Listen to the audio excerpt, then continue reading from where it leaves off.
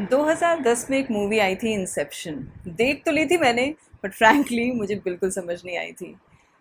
बस लोगों को दिखाने के लिए बस बोल दिया था मैंने कि क्या मूवी है, क्या परसेप्शन है, क्या लेयर्स है मूवी की। अगर आपको मूवी को समझना है तो पहले लेयर्स को समझना पड़ेगा।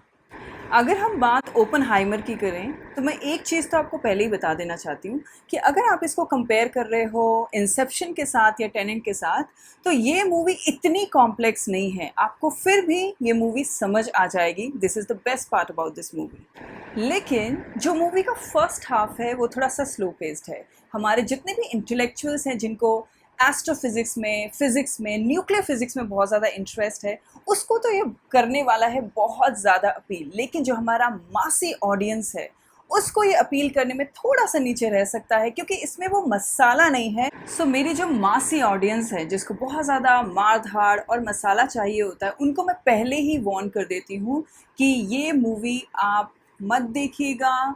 आप फर्स्ट हाफ में ही छोड़ के आ जाओगे, और जो इस मूवी का एक्चुअल पेस है, जो आपको इंटरेस्ट करने वाला है, वो शुरू होता है सेकेंड हाफ में। अब बात करते हैं उन इंटेलेक्चुअल्स की, उन सूडो इंटेलेक्चुअल्स की, जो ये मूवी देखने वाले हैं सिर्फ और सिर्फ नोलन की डायरेक्शन के लिए। बैटमैन तो देखी होगी, इंसेप्शन भी देखी होगी। अब आपको बताएंगे कि ये मूवी ओपनहाइमर आपको क्या क्या प्रोवाइड करने वाली है। बहुत सारे लोग जो ये मूवी देखने जाने वाले हैं, शायद वो इस परसेप्शन से जाएंगे कि ये मूवी जो है, it is only about the making of atomic bomb and the attack of Hiroshima and Nagasaki. But I must warn you कि ऐसा कुछ भी नहीं है। इस मूवी में जो एटॉमिक बॉम्ब मेकिंग वाला सीन है और जो ब्लास्टिंग वाला सीन है, जिसमें नोलन ये क्लेम कर रहे हैं कि ये एकदम ओरिजिनली शूट किया गया है without any VFX and without any CGI, जो कि एक्सट्रीमली पॉपुलर हो रहा है। लेट मी टेल यू कि ये सीन जो है सिर्फ और सिर्फ आधे घंटे की ड्यूरेशन मूवी का लेके जा रहा है। ये मूवी है 3 घंटे से ज़्यादा की। ये सिर्फ एटॉमिक बॉम्ब से रिलेटेड नहीं है, बल्कि ये एक ऑटोबायोग्राफी है ओपनहाइमर की। अगर आप ये मूवी एक्शन, ड्रामा, थ्रिल और सस्पेंस के लिए देखने जा रहे हैं, तो please let me warn you कि ये मूवी उन सब चीज़ों के लिए नहीं बनी है।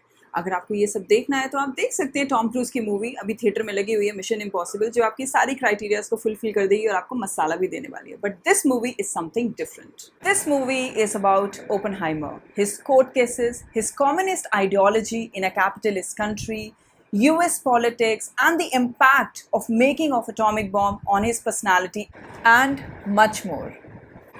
अब बात करते हैं ओपनहाइमर की कास्ट की। इसमें है Cillian Murphy, Robert Downey junior, Emily blunt and rummy Malik. I am very certain कि बहुत सारे लोगों ने पीकी ब्लाइंडर्स तो ज़रूर देखा होगा, और जिसने भी ये देखा है वो डेफिनेटली बन गए होंगे किलियन मर्फी के बहुत बड़े फ़ैन। पीकी ब्लाइंडर्स का जो फेम है, ये भी एक बहुत बड़ा फैक्टर है कि लोग किलियन मर्फी को एक नए अवतार में देखना चाहते हैं।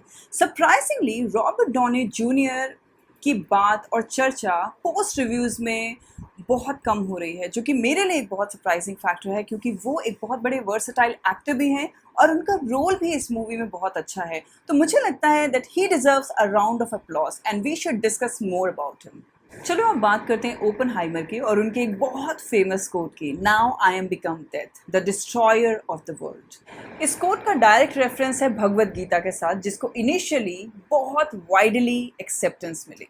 स्टार्टिंग में तो लोग इस कोट को बहुत ज़्यादा अप्रिशिएट कर रहे थे, क्योंकि भगवद गीता को मिल रहा था इंटरनेशनल रिकॉग्निशन, जो कि मिलना भी चाहिए। लेकिन फिर लोग मूवी देख कर आए। इस कोट का, इस रेफरेंस का एक बहुत ही बड़ा कंट्रोवर्शियल मुद्दा बनता हुआ दिख रहा है, जो कि हो सकता है इस मूवी को इंडिया में बैन करा दे। अब हम आते हैं ओपनहाइमर के प्रेजेंट कॉन्टेम्पलेशन में। तो क्या ओपनहाइमर का जो डर था वो सही साबित हुआ? नहीं, एब्सोल्युटली रॉन्ग।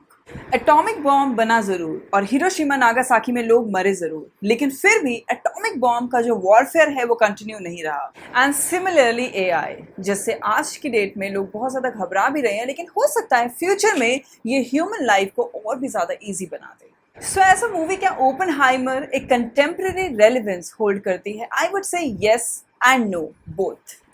यस, क्योंकि इसने हमें एक लेसन दिया है और ह्यूमन माइंड की कॉम्प्लेक्सिटी को एक्सप्लेन किया है। एंड नो, क्योंकि जिसका हमें ये डर था वो नहीं हुआ, that is nuclear catastrophe, because human being are much more intelligent than some people may think. So मेरा वर्डिक्ट है इस मूवी के लिए 3.5 out of 5 star, just because ये मूवी अपने फर्स्ट हाफ में इतनी वेल पेस नहीं थी। Other than that, good job Nolan साहब।